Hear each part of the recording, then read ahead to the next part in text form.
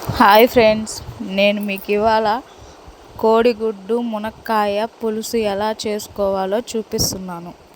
First కోడిగుడ్లు బాగా ఉడకబెట్టుకోవాలి కొద్దిగా ఉప్పు వేసుకొని. తర్వాత మునక్కాయ, టమాటా, ఎర్రగడ్డ కట్ చేసుకోవాలి. కట్ చేసుకున్న తర్వాత మునక్కాయలన్నీ ఒక దబరలో వేసుకొని ఆ దబరలో టమాటాలు, ఎర్రగడ్డలు కూడా వేసేయాలి.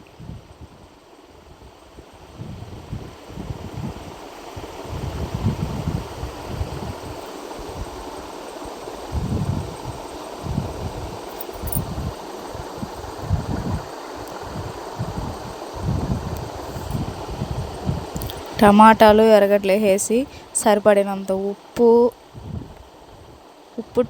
టూ టీ స్పూన్స్ ఉంటుంది. కారం 1.5 స్పూను, పసుపు 1/2 టీ స్పూను,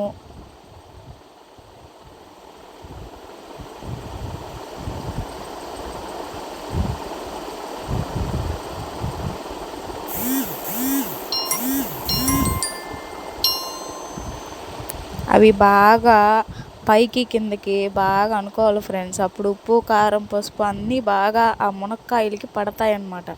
అలాగా బాగా కిందకి పైకి అనుకున్న తర్వాత చింతపండు బాగా పిచుక్కొని, చింతపండు నిమ్మకాయ సైజ్ అంత చింతపండు తీసుకొని నానేసుకోవాలి ఫ్రెండ్స్. వాటర్ పోసుకొని నానేసుకోవాలి.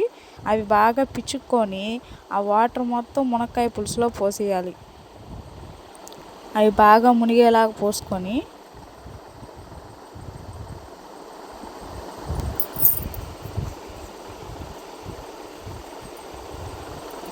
అవి బాగా మునిగేలాగా పోసుకోవాలి ఫ్రెండ్స్.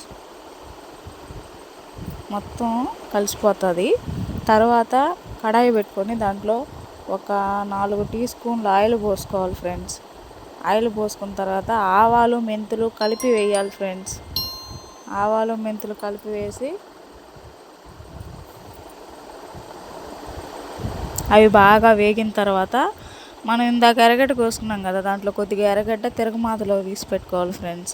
ఇప్పుడు దాంట్లో ఆవాలు వేసిన తర్వాత బాగా వేగిన తర్వాత ఈ ఎర్రగడ్డ కూడా వేసేయాలి ఫ్రెండ్స్. వేసేసిన తర్వాత అది బాగా వేగిపోయిన తర్వాత బాగా మాడ వేగనివ్వాలి ఫ్రెండ్స్.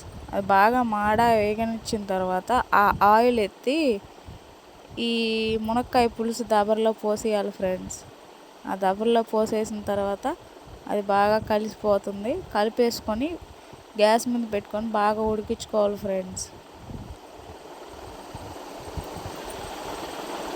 ఉడికించుకున్న తర్వాత దాంట్లో కొద్ది కోడిగుడ్లు వలుచుకొని కోడిగుడ్లు కూడా వేసేసుకోవాలి ఫ్రెండ్స్.